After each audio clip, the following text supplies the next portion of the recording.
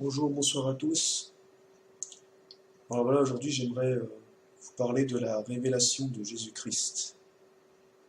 Donc en prenant différents passages de l'Écriture, et notamment Apocalypse et les Évangiles.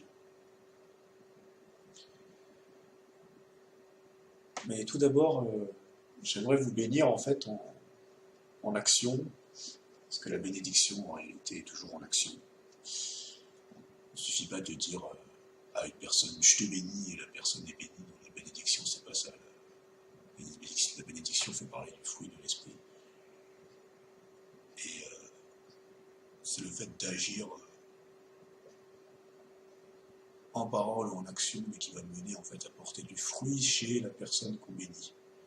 C'est-à-dire que cette action, en fait, qu'elle soit en parole, en action,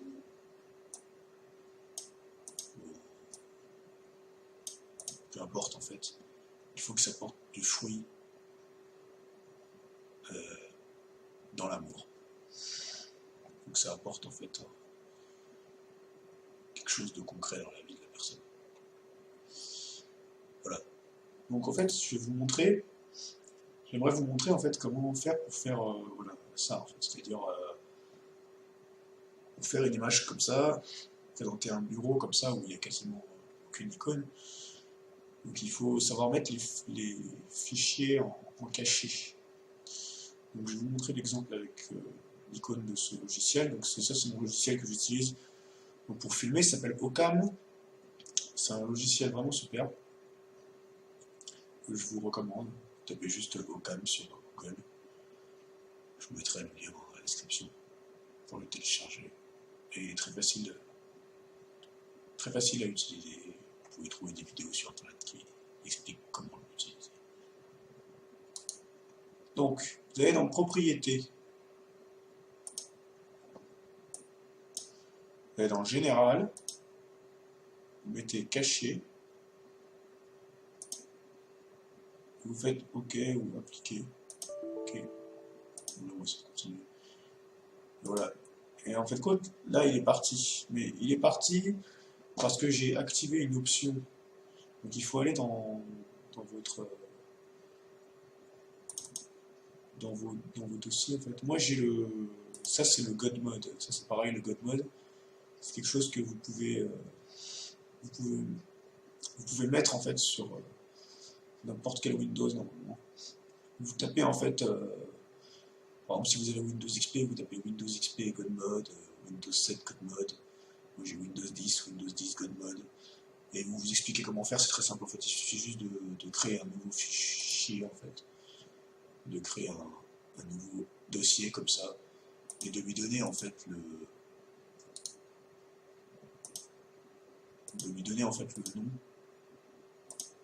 nom qui sera, que vous dira en fait Google.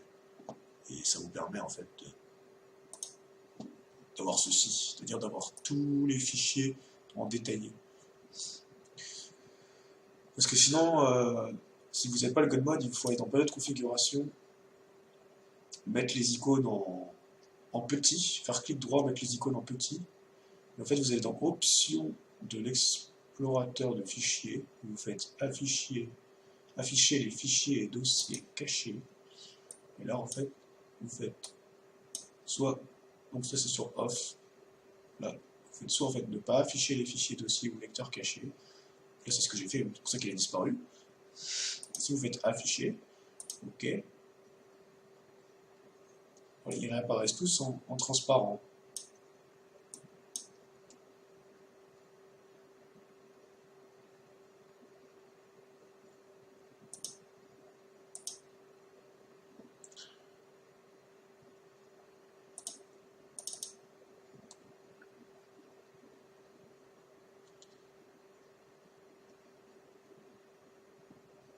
Si vous faites ne pas afficher, mais comme vous avez coché la case en fait dans les propriétés de fichier, la case cachée, ils seront cachés. Alors, il faut savoir que moi, quand j'ai commencé à lire la Bible, qui qui nous révèle la parole de Dieu. J'ai commencé par le dernier livre, donc, communément appelé Apocalypse. Et en fait, dans la tête des gens qui n'ont pas reçu la révélation de Jésus-Christ dans leur vie, souvent ils pensent que le terme Apocalypse désigne le chaos, la fin des temps, la fin du monde. Ces termes New Age qu'on entend beaucoup à l'heure actuelle sur Internet. Mais quand on cherche un peu sur Wikipédia par exemple, on se rend compte que le terme apocalypse vient du grec apocalypsis, qui signifie en fait, dans le grec ancien, qui signifie plutôt révélation ou découvrement. C'est l'action de dévoiler ou action d'ôter le voile. Et ce qui est intéressant de voir, c'est qu'au premier verset du premier chapitre d'Apocalypse, par exemple dans la Bible de Chouraki, il est écrit « Découvrement de Yeshua le Messie », donc découvrement de Jésus le Christ, le Messie. Donc, c'est écrit ensuite « Dieu le lui donne, l'Éternel le lui donne, pour montrer à ses serviteurs ce qui doit arriver vite. » Donc, c'est ce qui devait arriver en ce temps-là. Il le signifie en l'envoyant par son messager, donc par son ange, quand on dit son messager dans la Chouraki, c'est son ange, à son serviteur Yohanan. Yohanan, c'est Jean, en français. Jean, qui était un prophète. Il témoigne du logos d'Élohim, de la parole de Dieu. Logos, c'est le principe de toute chose dans le grec profond. Et il témoigne du témoignage de Jésus-Christ, de ce qu'il a vu. Ça, c'est les 2 premiers versets du premier chapitre. Ensuite, je vais vous montrer en fait que tout ce livre témoigne de Jésus-Christ, nous révèle Jésus. Comme le dit le premier verset, c'est la révélation de Jésus. Et le dernier verset du dernier chapitre 22, même les 2 derniers versets, au verset 20, nous dit « Le témoin de ceci dit »,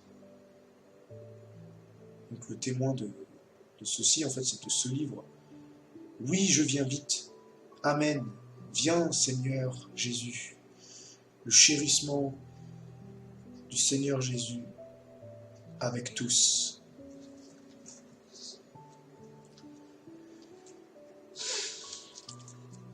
Et je voudrais vous prendre un autre passage, en fait, c'est dans Apocalypse 19,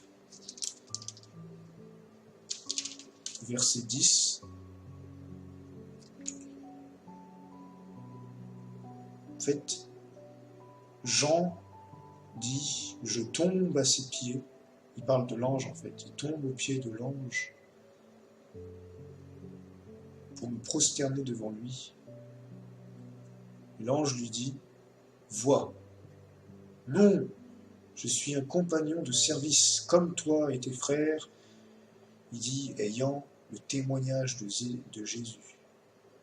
Prosterne-toi devant Dieu. » Car il dit « Oui, le témoignage de Yeshua, Jésus, il est le souffle de l'inspiration, de l'esprit, de la prophétie, ça veut dire. L'inspiration, c'est la prophétie, le souffle, c'est l'esprit. Si vous regardez dans le 8 secondes, vous verrez que c'est marqué que le témoignage de Jésus, c'est l'esprit de la prophétie. En fait, ce que je veux vous montrer, en fait, c'est que tout ce livre témoigne de Jésus-Christ. Vous pouvez prendre tous les chapitres d'Apocalypse, j'ai tout relu, vous allez trouver Jésus partout. Il Il n'y a pas un seul chapitre d'Apocalypse où il n'y a pas Jésus, une facette de Jésus, où sera marqué l'agneau, ou le Seigneur, ou l'alpha et l'oméga. Vous verrez, c'est marqué partout Jésus-Christ. Ce livre-là témoigne avant tout de Jésus-Christ.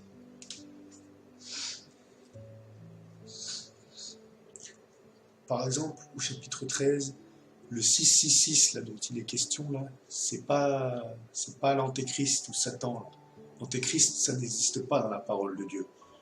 Dans le grec, c'est antichrist. C'est un système qui est désigné ici. Et si vous allez voir dans 2 Chroniques, au chapitre 16, je ne dis pas de bêtises, vous verrez que, en fait, il faut aller voir dans 2 Chroniques et dans Roi, et en fait, vous verrez qu'il est question d'un homme. Et cet homme, c'est Salomon. Parce que cet homme, c'est lui qui a créé un système, en fait. Il idolâtrait l'or et l'argent.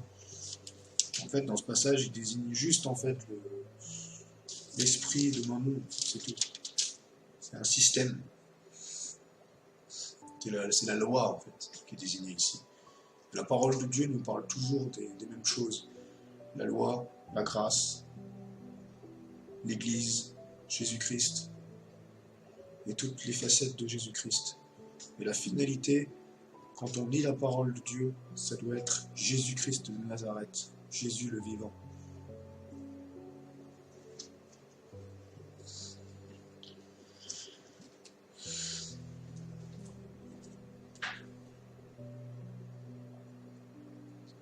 Je voudrais vous montrer en fait que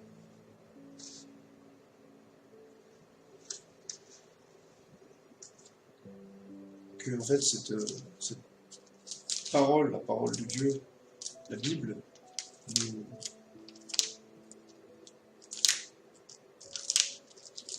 parle toujours de manière, en fait, si vous voulez, le Nouveau Testament, en fait, cite la parole de Dieu se suffit elle-même, si vous voulez. Et Paul, en fait, il a eu un dévoilement de l'Ancien Testament, des prophètes de l'Ancien Testament. C'est pour ça qu'il est écrit dans 1 Corinthiens 14, au verset 32, que les prophètes sont soumis aux prophètes, en fait. Il est écrit dans la Shoraki, c'est écrit que les souffles des inspirés, donc les esprits des inspirés, sont soumis aux inspirés.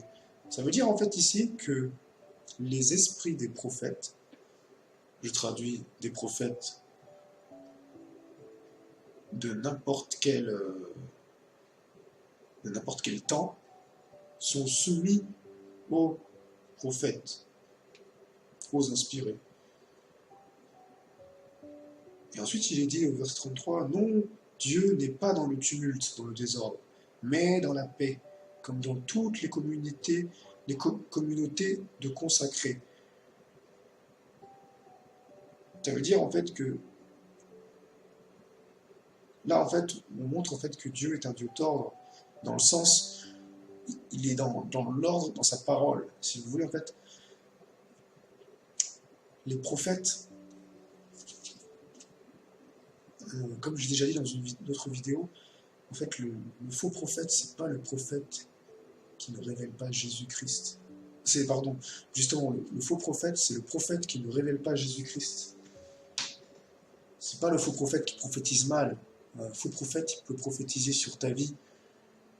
Il peut dire plein de choses. Il peut révéler ton cœur si c'est un bon prophète, entre guillemets. Si c'est un bon sorcier.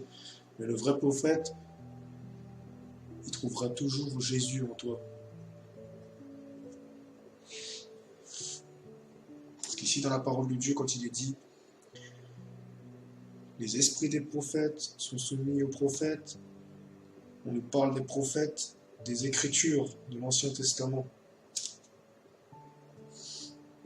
C'est pour ça qu'il est dit encore dans 2 Corinthiens,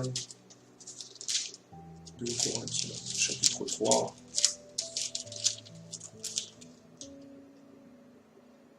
versets 14 à 16, il est écrit « Mais leurs pensées se sont endurcies, car jusqu'au jour présent, le même voile demeure à la lecture du pacte antique, à la lecture de l'Ancien Testament.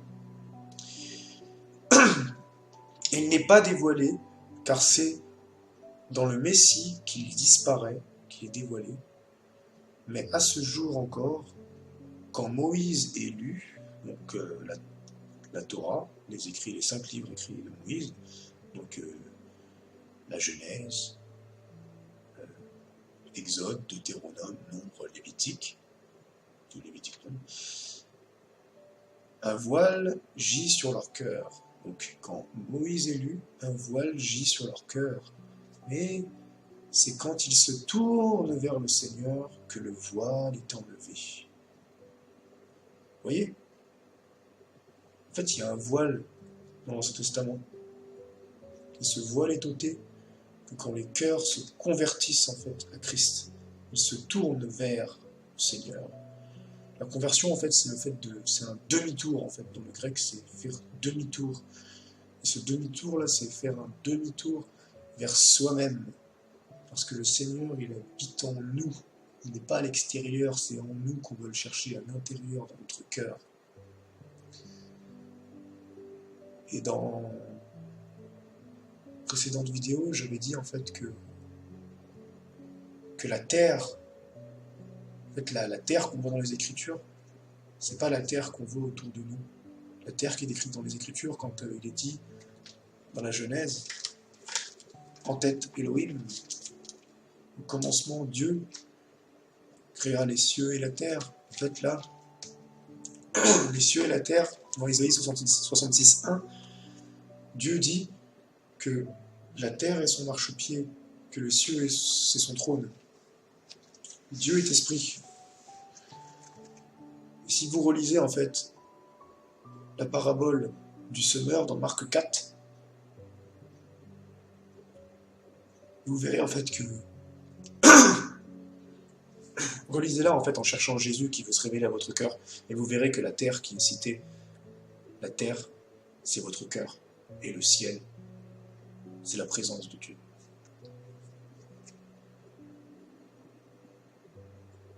Et Dieu, Jésus-Christ, quand vous l'avez reçu, lui tout ce qu'il veut,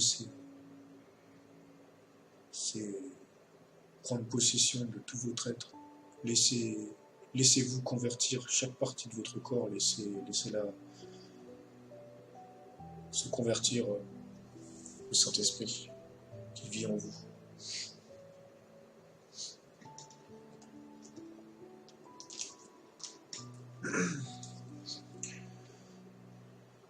Et hier, j'étais en train de méditer, et, le Seigneur en fait me montrait également que le fruit de l'esprit qui est cité dans Galates 5, 22 à 23. En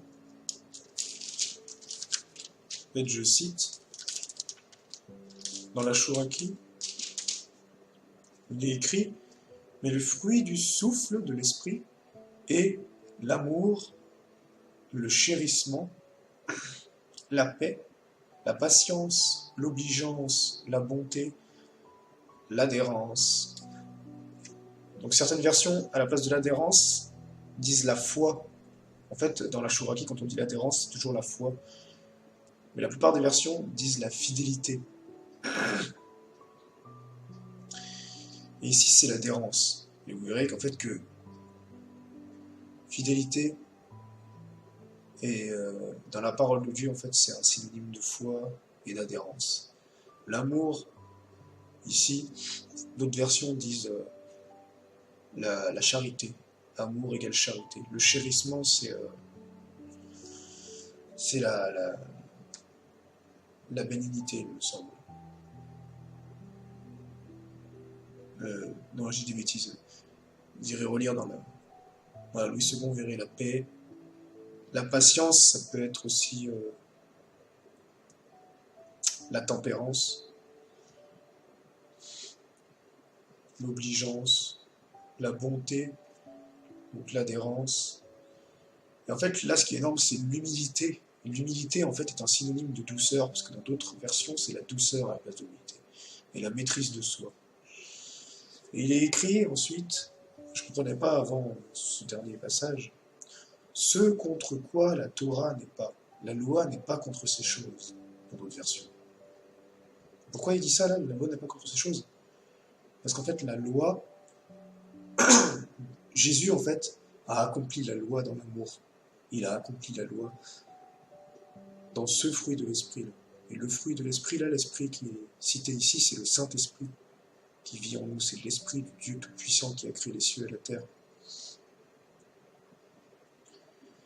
Ce même esprit-là, il a accompli, en fait, ce que je vais vous montrer là aujourd'hui, c'est que Jésus, en fait, sur le chemin de la croix, avant même d'aller à la croix, au moment, en fait, où les gardes, où il s'est laissé capturer par les gardes, jusqu'à mourir sur la croix, il a accompli tout ça, en fait. Dans sa vie, en fait, Jésus, il a accompli ce fruit de l'esprit, ces 9 fruits de l'esprit. Et quand vous lisez, en fait, ce qui est marrant, c'est que quand vous lisez dans Matthieu 27, vous retenez un fruit de l'esprit, 9 formes. Il y a 9 facettes, en fait, dans le fruit de l'esprit. Matthieu 27.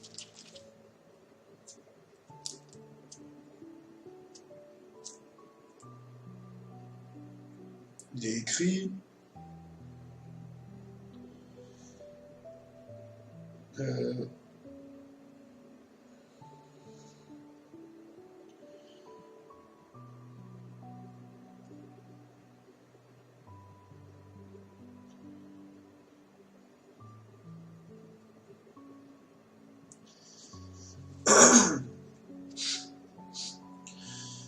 Dès la 6e heure, donc déjà en fait dans le Matthieu 27 il est écrit dès la 6e heure, la ténèbre vient sur toute la terre.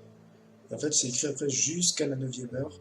Et vers la 9e heure, Yeshua clame à forte voix, donc Eli Eli lama sabachthani, Eloi Eloi pourquoi m'as-tu abandonné, donc Père Père pourquoi m'as-tu abandonné. Donc parce qu'en fait à ce moment-là, Dieu Tout-Puissant, en fait, qui est en Jésus-Christ, enfin, il a accompli la parole, en fait, du prophète Moïse, qui disait que de même que Jésus a cité plus tôt, en fait, que de même que le serpent soit élevé, c'est aussi le Fils de l'homme peut être élevé, parce que le serpent, en fait, le serpent d'airain qui ôtait, en fait, tout, qui guérissait, en fait, vous irez voir, sinon c'est dans Deutéronome, il me semble. Vous allez voir l'histoire avec le serpent d'airain. C'est complètement perché, quoi. Moïse, en fait, en élevant le serpent d'airain, il guérit les autres, en fait. C'est la préfiguration, en fait, de Jésus qui s'est fait pécher pour nous. Et donc ici, en fait, il a accompli la parole. Et en fait, Jésus, il a tout le chemin, en fait, de la croix, il a accompli, en fait, les Écritures. À chaque fois, c'est écrit afin que l'Écriture soit accomplie.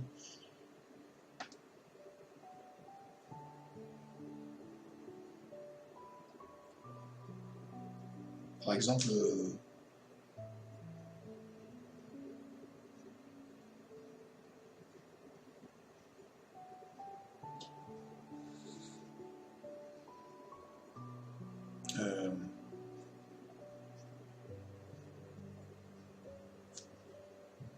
je vais vous montrer en fait dans Jean plutôt.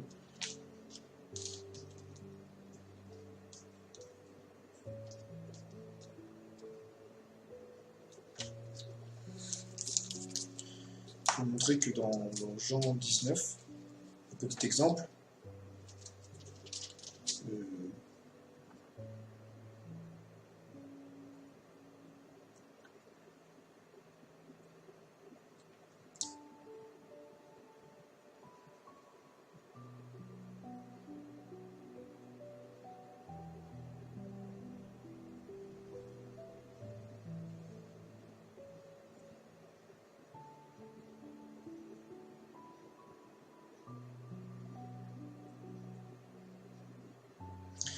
Par exemple, là, ils disent, les soldats, donc, quand ils ont crucifié Jésus, prennent ses vêtements et font 4 parts.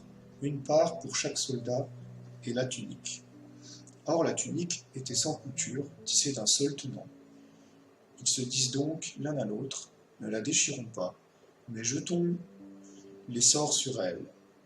À qui sera-t-elle? Donc là, ils disent c'est pour que l'écriture soit accomplie. Ils se partagent, entre guillemets, ils se partagent entre eux les vêtements, et sur mon habit, ils jettent les dés. Ils tirent au sort en fait sa tunique. Et là, vous irez voir dans Psaume 22, Psaume de David.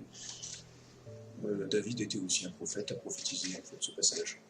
Il a prophétisé en fait toute l'œuvre de la croix, David, qui était l'un des pères de Jésus. Les soldats font donc ainsi, se tiennent près de la croix de Yeshua, sa mère, la sœur de sa mère, Myriam, celle de Clopas, Myriam, Magdala. Yeshua voit donc la mère et près d'elle l'adepte qu'il aime.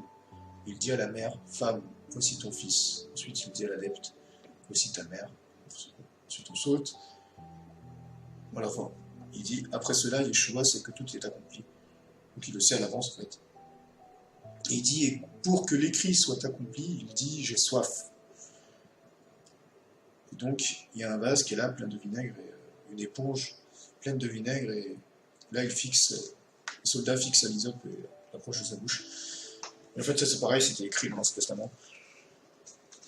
Quand donc Yeshua a pris le vinaigre, il dit, c'est accompli. Il incline la tête et rend l'esprit. Et ensuite, plus loin, en fait, on voit que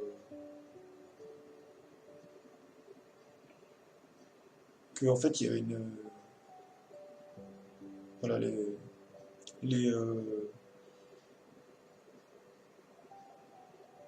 en fait, pour que le corps ne demeure pas sur la croix, le jour du Shabbat, oui, un grand jour que ce Shabbat, prie Pilatus que leurs jambes soient brisées et qu'ils soient enlevés.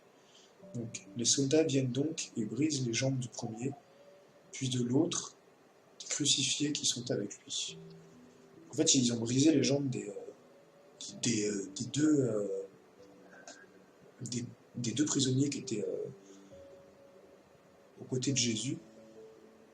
Il y en avait un à sa droite, un à sa gauche, les deux brigands. Mais venant sur Yeshua, sur Jésus, quand il le voit mort, en fait, quand il le voit qu'il est déjà mort, donc il ne brise pas les jambes. Ça, c'est pareil, ça a été écrit dans les psaumes, dans ce testament. Mais un des soldats lui perce le flanc de sa lance, ça aussi c'était écrit. En sorte, donc, je vous le traduis, il y a vite en fait du sang et de l'eau qui en sort. Et celui qui l'a vu en témoigne, et son témoignage est vrai. Celui-là sait qu'il dit la vérité, pour que vous aussi vous adhériez. Oui, cela pour que l'écrit soit accompli. C'est ce qui est écrit dans l'Ancien Testament, aucun os ne lui sera brisé. Et de nouveau, un autre écrit dit, ils contempleront celui qu'ils ont percé. Voilà. C'est un exemple.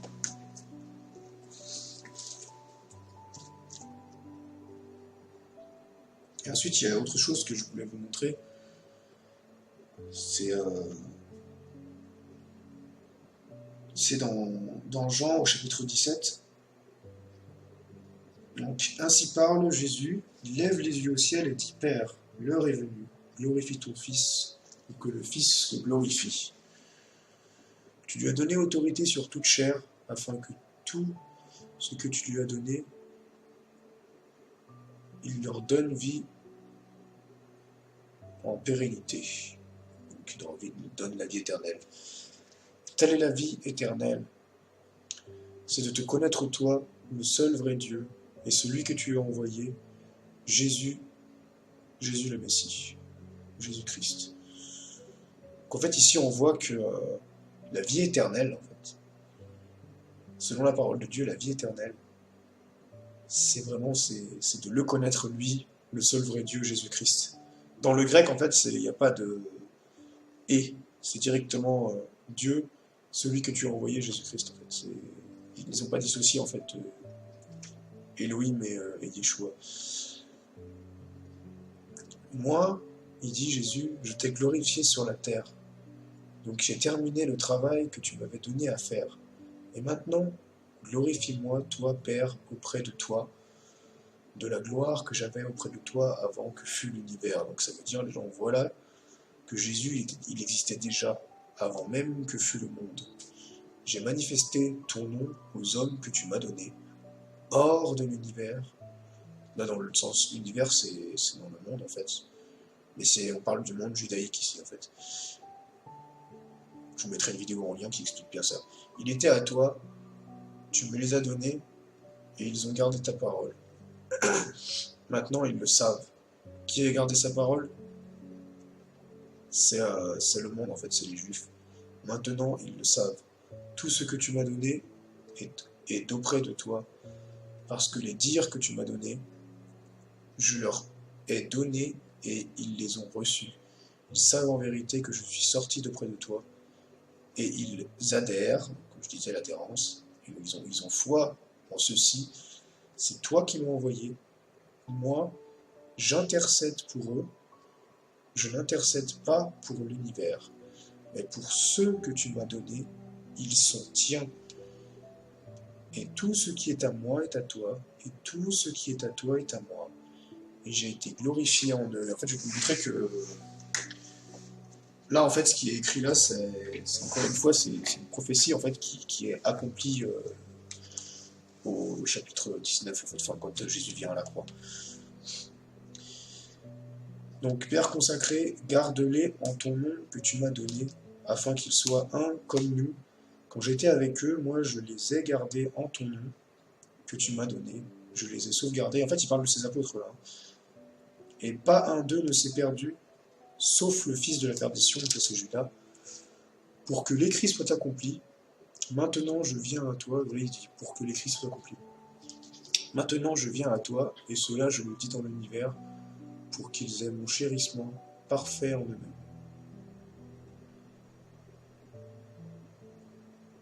En fait, je vais vous montrer maintenant, c'est au chapitre 18.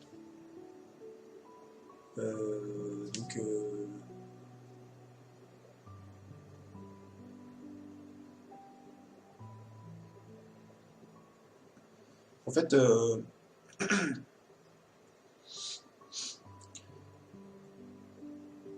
il y a donc les soldats qui viennent chercher Jésus.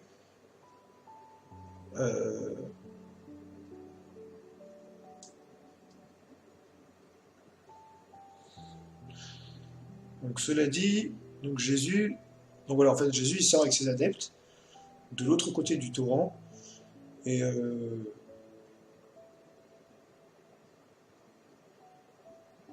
dans lequel il entre. Donc il y a Judas. Judas, en fait, celui qui va le livrer, il connaît le lieu où se trouve Jésus qui allait avec ses adeptes.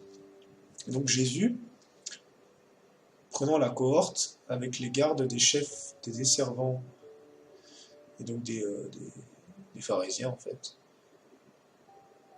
il vient là avec des lanternes, des torches, des armes. Et Jésus donc, c'est tout ce qui va lui arriver. Donc en fait Jésus il va directement devant eux, il va carrément devant eux, il les voit arriver, il les voit en esprit arriver, en fait il va devant eux, et il dit directement, qui cherchez-vous? Et ils lui répondent, Jésus de Nazareth. Il leur dit directement, moi, je suis.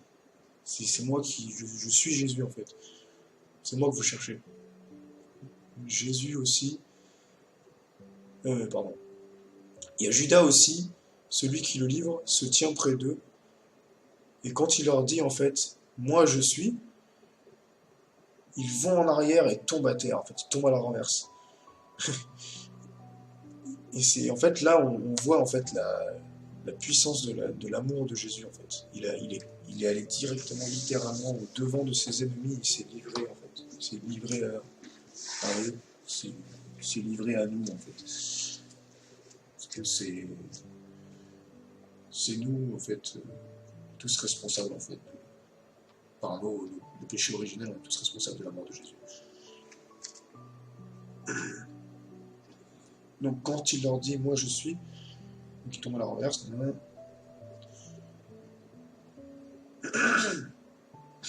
donc Jésus répond « je vous ai dit, c'est moi que vous cherchez en fait, si donc vous me cherchez, laissez cela s'en aller ».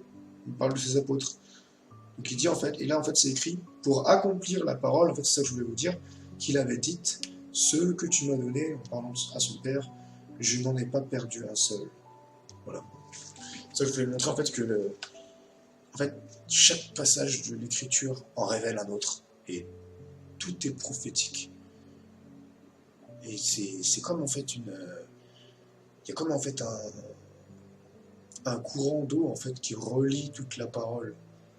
La parole de Dieu, c'est pas la Bible, c'est l'esprit de la prophétie en fait. C'est l'esprit, le Saint-Esprit lui-même en fait, c'est la parole de Dieu. Jésus-Christ est la parole de Dieu, comme le dit Jean 1. Vous lirez Jean 1, du verset 1 jusqu'au verset 15, et vous verrez que c'est Jésus-Christ lui-même qui est la parole de Dieu et qui était là au commencement déjà, et que Dieu n'a rien fait sans elle. Et la Genèse révèle ça aussi. Et Apocalypse révèle ça. Apocalypse, en réalité, si vous relisez bien Apocalypse, vous mettez en concordance avec les écrits de Moïse, en fait, de l'Ancien Testament, en fait, les écrits de Moïse, les écrits de Salomon, etc., des prophètes, vous verrez en fait que Apocalypse, c'est un détaillé à la fois de la vie de Jésus-Christ, et c'est un détaillé de l'Ancien Testament. C'est la révélation de Jésus-Christ.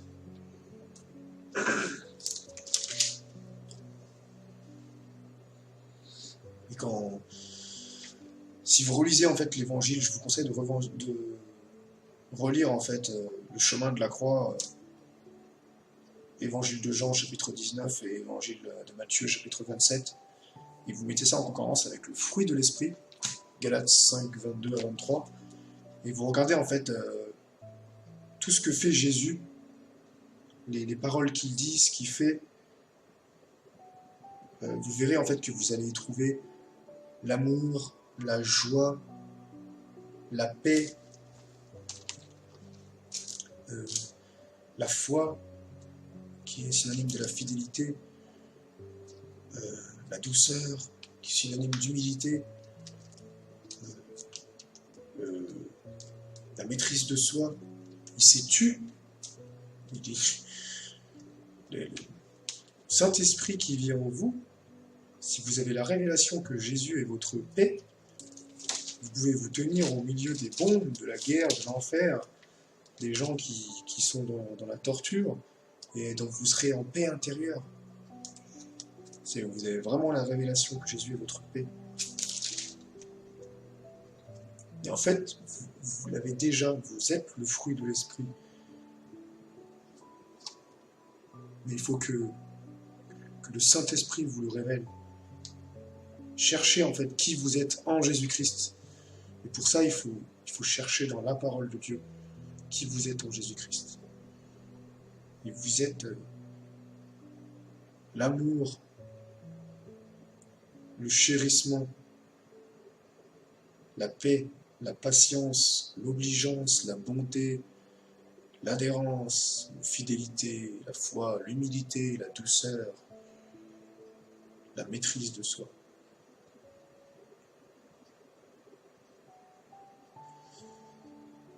Donc voilà mes amis, juste pour vous dire que arrêtez en fait de vous mettre sous un joug étranger, de vous mettre sous la loi, vous êtes sous la grâce. La grâce c'est une personne, elle s'appelle Jésus-Christ. La foi c'est une personne, elle s'appelle Jésus-Christ. Vous ne pouvez même pas... Vous pouvez avoir Les athées en fait ont une foi démesurée parce qu'ils sont perdus dans le monde, ils croient en tout en fait, ils peuvent croire en tout et n'importe quoi. Moi, quand j'étais perdu dans les ténèbres, quand j'étais athée, je croyais en énormément de choses. Et c'est comme ça en fait que Dieu nous appelle. C'est comme ça en fait que la parole de Dieu peut se révéler de plein de manières différentes. Moi, il s'est révélé à moi d'abord dans un livre qui n'avait rien à voir avec la parole de Dieu, qui parlait de l'évolutionnisme et du créationnisme. Bref. Ensuite, il s'est révélé à travers un ami, et après à travers un frère sur Internet qui s'appelle Pierre Gilbert, que franchement, je conseille à aucun nouveau-né de regarder ses vidéos. Je conseille plutôt à des gens vraiment affermis dans la parole de Dieu, pas des gens qui pouvaient avoir 10, 20, 30, 40, 50 ans avec Jésus et ne pas être enraciné en Christ. Parce que la parole de Dieu se révèle par révélation d'en haut, par le Saint-Esprit. Et la parole de Dieu, c'est le témoignage de Jésus-Christ. La parole de Dieu révèle toujours Jésus. Elle ne révèle pas les petits désirs de votre cœur, vos petites personnes, non.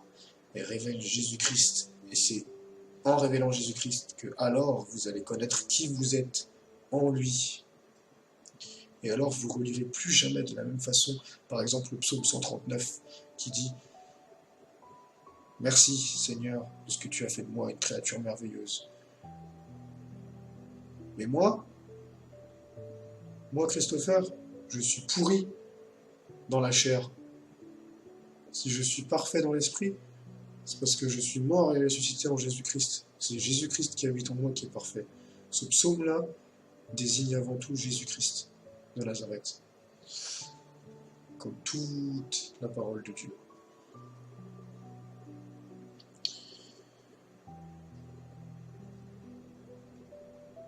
Il faut savoir que d'un frère, j'ai appris en fait que c'est grave, parce qu'en Chine, il y a des choses qu'ils n'ont pas le droit de dire dans les assemblées entre guillemets, qui sont tenues par l'État. Ils n'ont pas le droit de parler du livre d'Apocalypse. C'est justement, c'est à cause en fait de l'esprit New Age en fait qui plane sur le monde chrétien, qui nous a fait croire en fait que l'Apocalypse c'est la fin des temps.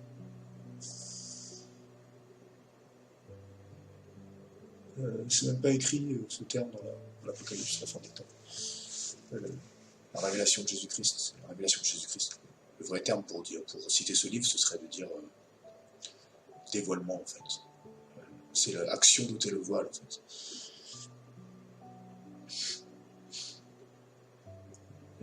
Dans ce livre en fait, c'est un détaillé en fait de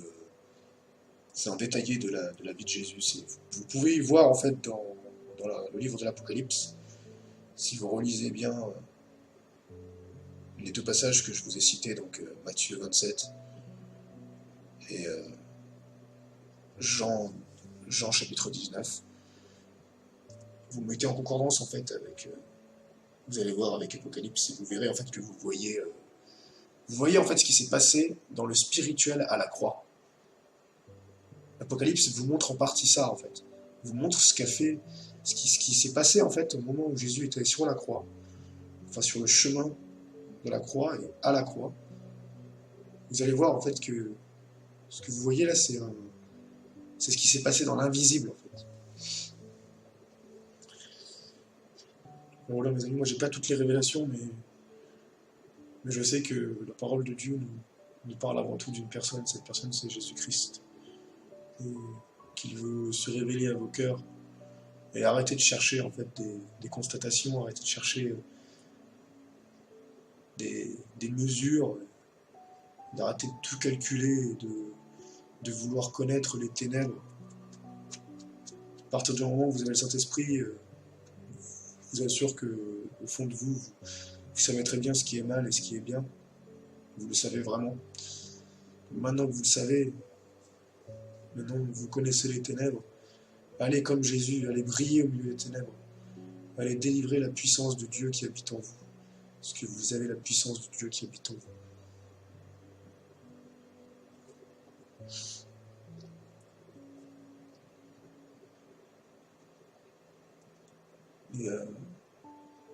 Et arrêtez de demander pardon à Dieu. Vous n'avez pas besoin de demander pardon à Dieu, il vous a pardonné à la croix. Simplement, cherchez Jésus. Il est la clé.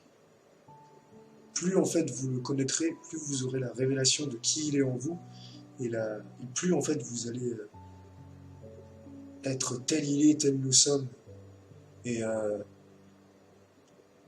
plus vous allez voir en fait la puissance du Saint-Esprit qui est en vous agir. Donc simplement, faites un pas et il fera le reste, comme il dit dans les évangiles. Faites un pas et il en fera 1000 pour vous. Allez au milieu des ténèbres, allez au milieu des prostituées. Vous savez, comme le dit un frère que j'aime beaucoup, il le dit, la religion est plus dangereuse que les bars. La religion, mes amis, c'est pas le fait de dire, comme je l'ai déjà entendu dans les assemblées, de trop parler de Jésus. J'ai entendu ça dans les assemblées, et ça c'est grave. La religion, c'est le contraire en fait. C'est de ne pas assez chercher Jésus qui est en vous. Soyez christocentrés. Cherchez Jésus partout, partout, partout dans la Bible. Si vous cherchez Jésus partout dans la Bible, la parole de Dieu vous sera révélée.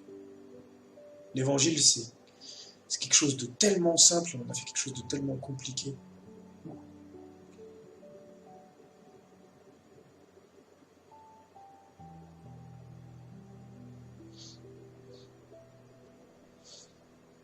Donc arrêtez de vous mettre sous la loi, vous êtes sous la grâce. Vous êtes parfait en Jésus-Christ. Imposez les mains aux malades, faites des prières courtes, ça ne sert à rien. Faire des prières longues qui vont juste en fait vous faire douter de votre foi, qui ne vous appartient même pas parce que la foi c'est Jésus. Il n'y a pas de mesure de foi, la foi ne s'augmente pas, c'est juste qu'elle se découvre. Et Jésus qui est en vous, il a la foi de déplacer les montagnes.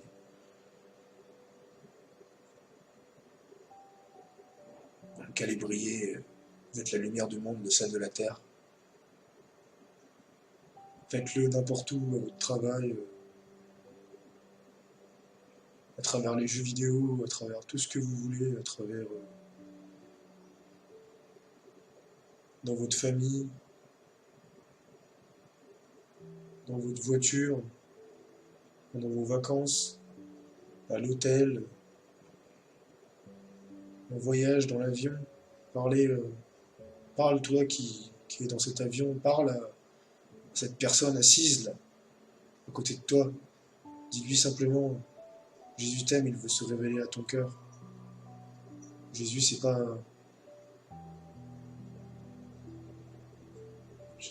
Dieu n'est pas un Dieu qui a une maison qui est faite, bâtie de mains d'hommes, comme les fausses églises, les fausses assemblées.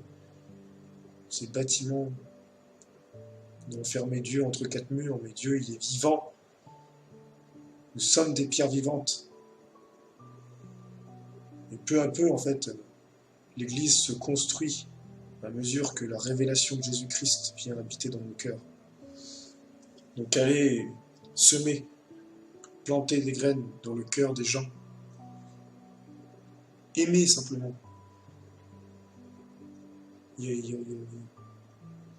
En Christ, il n'y a plus que 2 choses à retenir. Croire en Jésus-Christ et nous aimer les uns les autres. Aime tes ennemis, c'est tout. C'est 1 Jean 3, versets 23 à 24. Voilà. Restez bénis, mes frères et sœurs, et pour les autres, soyez bénis. Que le Dieu vivant se révèle à vos cœurs.